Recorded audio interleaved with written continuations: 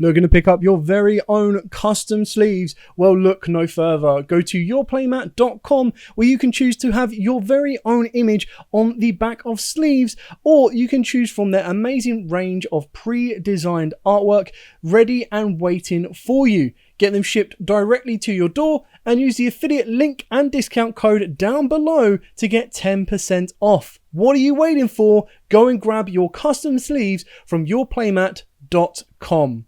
What's up YouTube, Dow here from Zephyr Games, and today I am bringing you the brand new TCG exclusive of Buggy Boy Beetroopers. Now obviously this is the brand new TCG exclusive insect type that came in, of course, Dawn of Majesty. Now it came with technically an ultra promo and or secret rare alongside, I believe, 2 ultra rares, one in the extra deck, one in the main deck, and the rest are all supers and commons, so nice and easy to pick up. Now I'm going to take you through this profile. Massive shout out to Rob who helped me put this together and kind of showed me different options. I've put in a couple of little spicy text that I'll explain as we go through it, and then I'll show you some combos at the end as well to show you what you can do with this deck. If you do like this video, of course, please smash that like button, hit that notification bell and subscribe. If it gets 50 likes within the first 24 hours, I will bring you a test time video to show you the consistency and the routes that this deck can operate. And trust me, it is insanely good for what it is of its first wave. And it does look like the next set, Burst of Destruction, is providing very, very important and powerful upgrades for all of the first wave sets. So, with all of that out of the way, let's dive head first into Beetroopers. So you start off with your main card, which is triple Buggy Boy. So triple Beetroopers Scout Buggy. Secrets are about £8, Ultras are about £20, purely because they're a little bit harder to get. You can't special summon monsters except insect monsters while he's on the field in general. It doesn't say for the rest of the turn or anything like that. And then if this card is normal or special, you can special summon one Beetroopers Scout Buggy from your hand, deck, or graveyard. Only use each effect once per turn. Then we move on to the second Beetrooper, and that is of course triple Scale Bomber. Now this is pretty much a Ghost Ogre for the deck, which is really kind of nice and utilised. And the best thing about this is it does help you chain block your Scout Buggy, because obviously your Scout Buggy is major targets for Veilers, and it's major targets for stuff like Ash Blossoms and everything like that. So if an insect monster or monsters is normal or specialed to your field except during a damage step, you can special summon this card from the hand. When a monster your opponent controls activates this effect, quick effect, you tribute one insect monster and destroy it. So again, activates like a Ghost Ogre. You can only use each effect once per turn. The idea is you normal summon Scout Buggy, chain the Scale Bomber, and then the Scale Bomber will come down to mean that the Buggy can't be ashed, and that can also help protect you from your Battle Wasps as well. We then play 2 Beetrooper Sting Lancer. Now I actually really like this card. I think it puts in a lot of work for the deck. So during the main phase, quick effect, you can target one insect monster in your graveyard and one monster in your opponent's graveyard and special summon this card from the hand. If you do, you place the targeted monsters onto the bottom of the decks. If it is normal or special, you get to add a Beetrooper spell or trap from your deck to your hand. So the idea behind this card is not only is it a disruption, kind of like not a negating call by the grave, but a way of shuffling back your opponent's graveyard. So if they've got a card in the grave, they're like, right, okay, I want to use this effect as an extender, or I'm going to banish it to get an extender. Then you can obviously Sting Lancer it, put it back into the deck, summon down a big beater for your guy, and of course you're going to recycle your graveyard. On top of that, you do summon this during your combo, and during your combo it means you can search out the counter trap, which negates a spell or trap, or you can search out the field spell, which allows you to basically become an additional extender. Moving on to the Battle Ross, as these are the only Beetroopers that we have at the moment, we are playing triple Sting the Poison. This is basically your Buggy, because on its normal summon or special summon, you get to add a Battle Wasp from your deck to your hand, and obviously there are 2 Battle Wasps that can just special summon themselves for free. It also has a very nice quick effect that you can tribute one other insect monster and target an effect monster your opponent controls and negate its effects until the end of the turn. Only use each effect once per turn, but again, you kind of want to be able to chain block this to make sure it successfully resolves. And on top of that, if you do decide to bring this card back or get it back to the board in some form of a manner, then you do get another nice little negate on the board as well. The other Battle Wasps we play are triple Pin Bullseye. This is just because it is a free extender. So if you control an insect monster, you can special summon this card from the hand.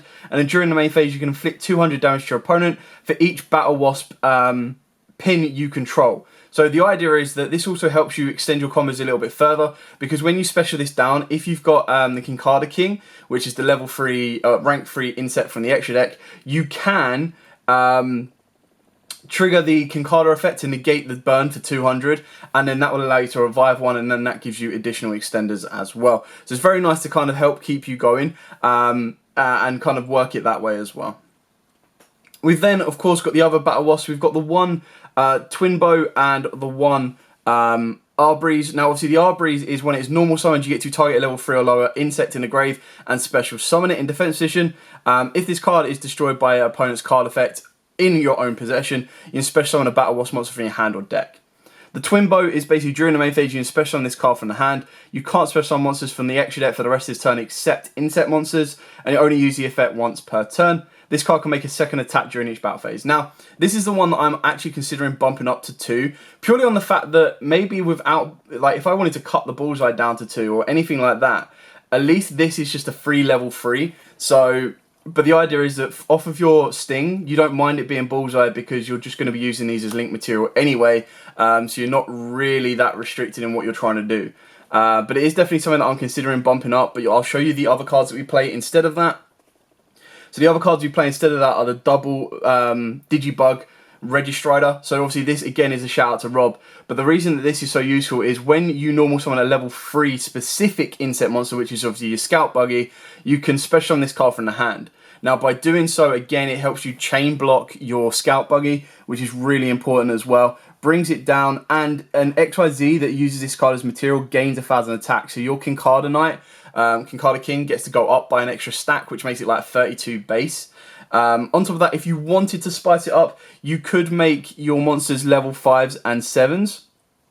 And start opening up the door for like other rank 7s, rank 3s and everything like that. But at the moment, the insect ranks aren't great because the Digibugs specifically require light insects. So you'd be running a bit of a risk with this. The only useful one that I found that was good was Titanic Moth, and even then it's more so a meh card than a yay, this is broken.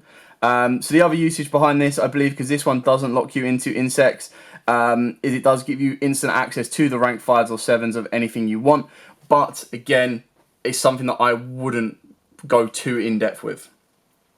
Then we play a lot of one-offs. So we play, well, I say a lot of one-offs, we play 4 one-offs. So we play the one Resonant Insect, the one Gokipole, the one Contact Sea, and the one Retaliating Sea. Now, obviously, the idea behind these is they're both searchable hand traps. Both of them do really well against current meta decks.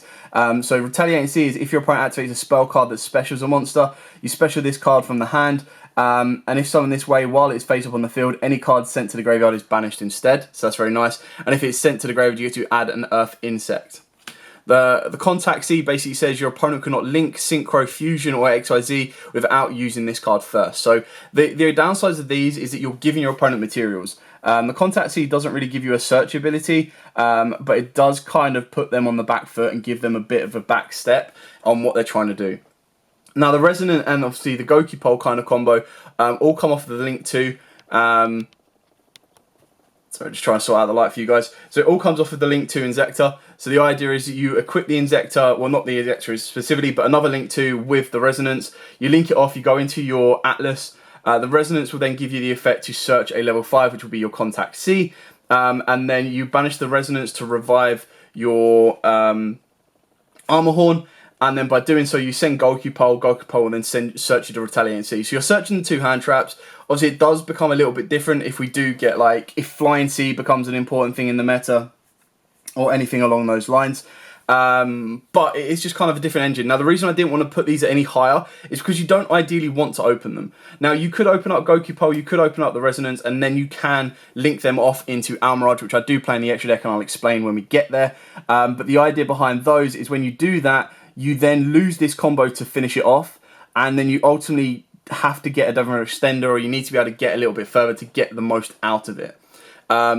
Ultimately, that's why these aren't any higher, and that's kind of the options that I've gone with this, is because technically I don't want to see these in my hand. Like, I want these part of my combo, which is great, because part of the combo lets you rebuild your hand after you've burnt through it, but ultimately I don't want these in my hand at all. And then the last card I've gone with that is actually like extender plays is double parallel XZs. Now, this is a last minute kind of inclusion that I'm trying to tech around with. And the reason I've got this is because I've got another spicy tech. And the only other like rank insect that I thought was half decent was the Tractric Alamiris. Now, I've put the Tractric Alamiris in purely because of parallel XZs. And I'll explain Alamiris when we get there. But the idea behind Parallel is that if I were to open up the Resonance or the Goki Pole, and I did decide to normal summon it, link it into Almirage because I didn't have an extender or anything like that, but I had Parallel, when I make the Almirage, I can go Parallel Chainlink 1, Goki Pole Chainlink 2, or Resonance Chainlink 2. Give me a search off of that, summon this down, and then I can make these into the Alamiris. Alamiris then has the ability to detach 2 materials and special summon a level 4 insect or plant from the graveyard. So that can then bring me back a Goki Pole or the Resonant Insect.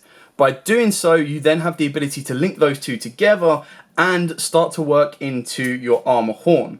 You can then use Almirage to clear it out of the way to protect your Armor Horn should you want to, and should you need to move it out of the way. If you don't need to move it out of the way, then you can continue to make your plays. If you've got the additional normal summon, of course the Armored Horn will allow you to do that. And then you're continue to build your board, and then you can make Atlas.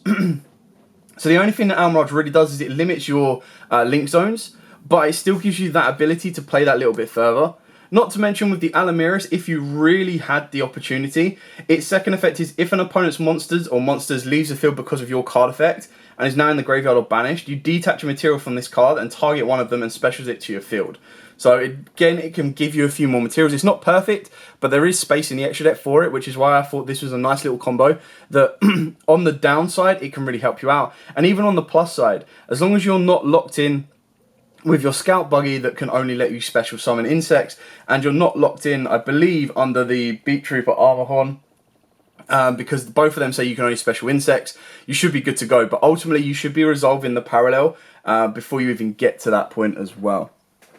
Let me just double check the big guy as well. You cannot special summon monsters except insect monsters. So yeah, you've just got to make sure that you've not got a Beat Trooper locking you out on the field already. But it does give you that ability to play through different alternatives.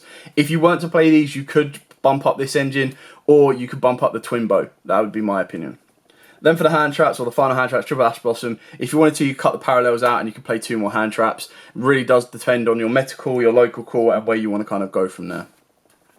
Onto the spells, we play triple Beat Trooper formation. Arguably, this would probably be at 2 and 1 terraforming, but this card does count as a free extender. It counts as a brick if you get multiple, but it is a free extender because you get to target a Beat Trooper monster in your graveyard and special summon it.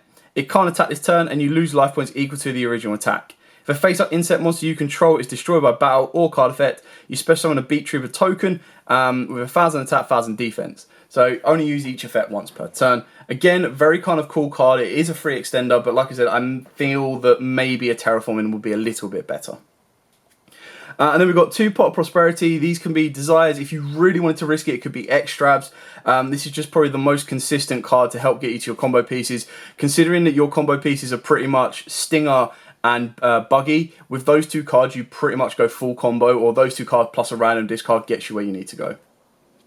Another spicy tech, thanks to Rob, is multiplication of ants. And the reason this is so important is because, and this is very old tech, so offer is tribute.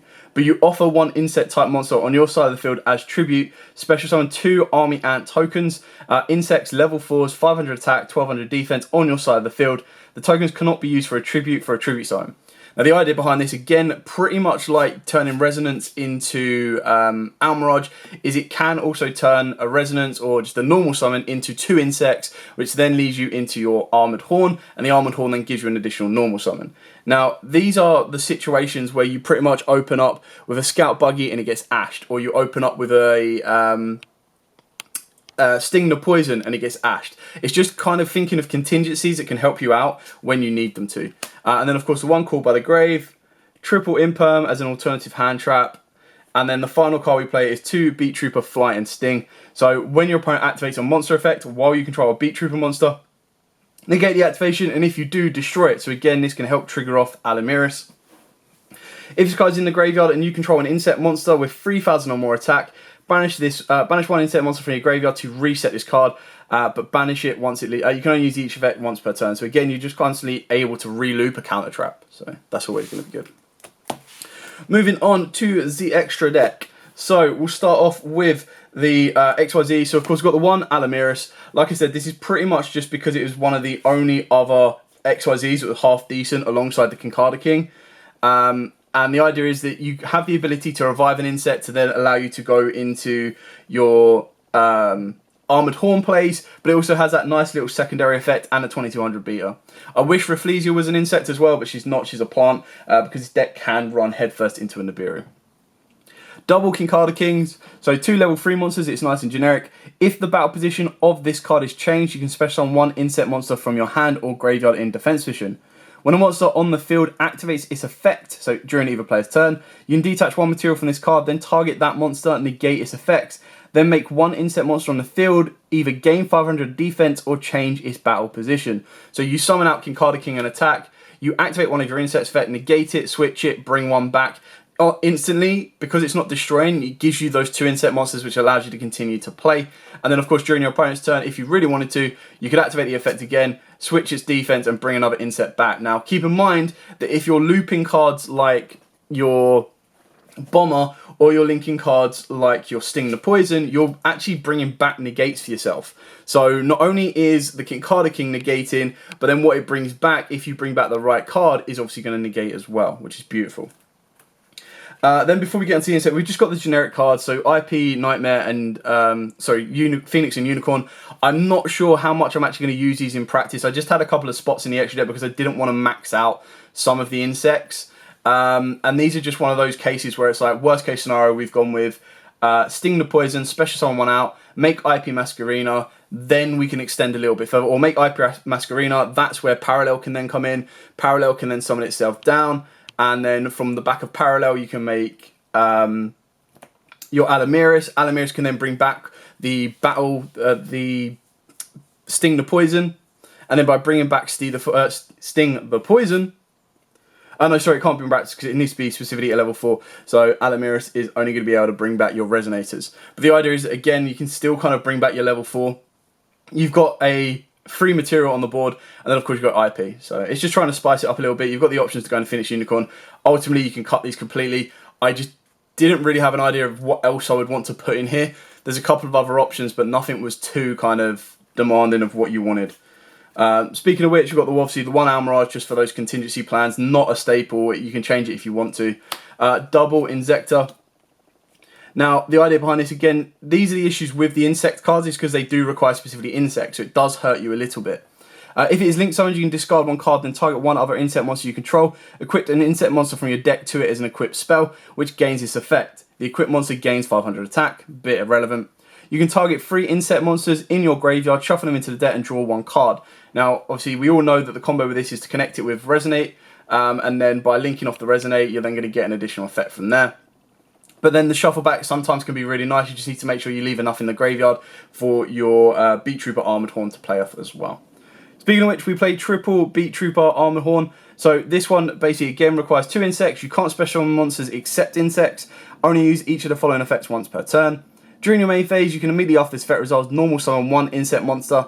If this card is in the graveyard, you banish 3 other insect monsters from your graveyard to special summon this card, but banish it when it leaves the field. So again, it's got recursion, it's also got the ability, and the idea of throughout the combo you'll see, is to kind of set off your Atlas as well.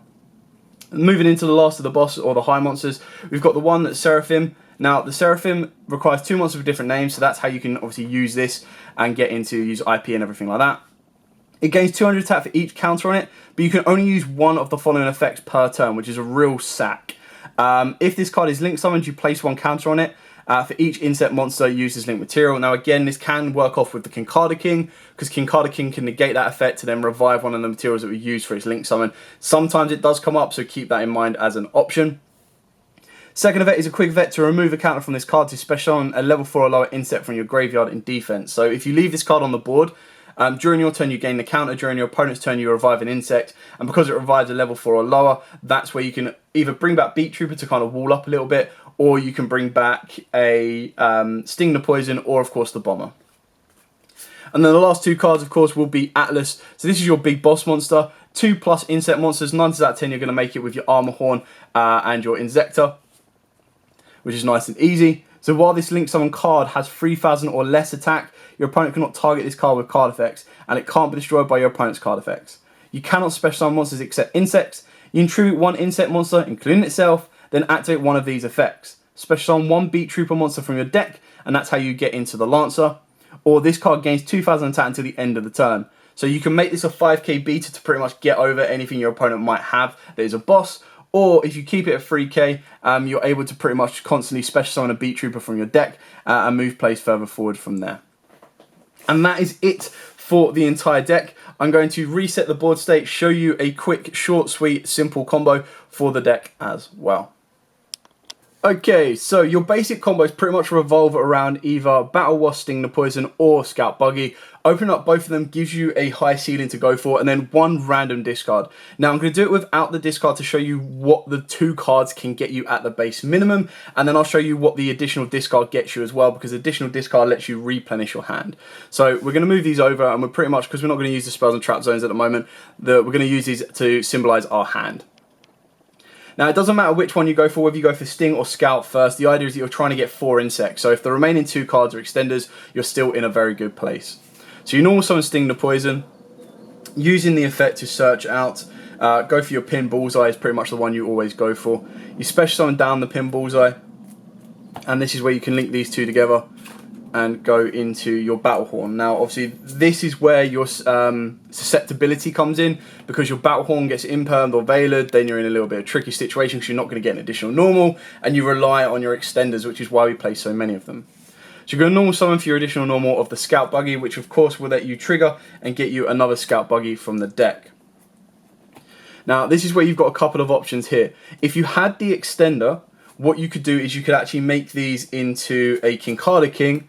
And if your extender was something like Pin or anything like that, you'd summon it down, negate it with Kincada King, move your plays further forward. Or you would summon it down, link into the link 3, negate with a Kincada King, bring one back. So this is how you can keep Kincada King on the board and give you that nice little negate. However, again, with the additional card, what you'd be doing here is you'd be discarding the card for the Pelifin, and I'll go through that in a minute. But at the moment, ideally, all you've done here is you've put these two here. You're going to put those into the graveyard. This is only with 2 cards, keep in mind. This is kind of just like a very basic play that you can make, whether you've made it with extenders or anything like that. You then use the effect of your Armored Horn to get rid of 3. Doesn't really matter which 3 at the moment. And then you use the effect of your Atlas to tribute this off, which gets banished, to special summon out your Sting Lancer. And then your Sting Lancer will give you your Speller Trap, which would ideally be the counter trap. So what you've gone from 2 cards is you've pretty much got a near indestructible Atlas, a 2400 beta, and then a counter trap. So that's at the base minimum of what you've got. Now we're going to reset this, and we're going to put it back to having 3 cards and go from there. Now the combo's pretty much going to stand out the exact same in the sense that let's move the Atlas out of the way, let's move this out of the way. So you're going to normal summon your Sting, your Sting's going to search your Pin, you're going to special the Pin, link those two together, go into your Armor Horn, normal summon your Scout's going to special a Scout. So this is where your 2 routes kind of come into play.